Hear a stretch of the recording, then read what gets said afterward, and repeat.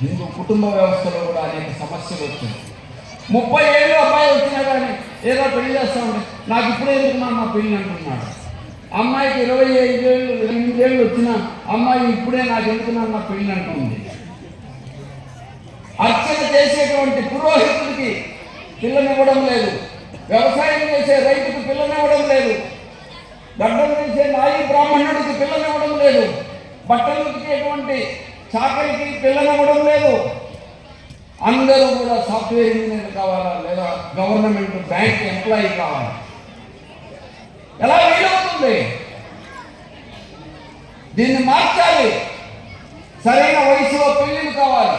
ఇప్పుడైతే ఆ కుటుంబ నియంత్రణ పేరుతో జనాభా పెరిగిపోతున్నారు, మీరు తగ్గించుకోవడానికి హిందువులను తగ్గించేశారు. హిందూ జనసంఖ్య తగ్గుతోంది. ఒకప్పుడు ఒక 2 తరాల ముందుగా చూసినట్టయితే 8 మంది 9 మంది పిల్లలు ప్రతి ఇంట్లో.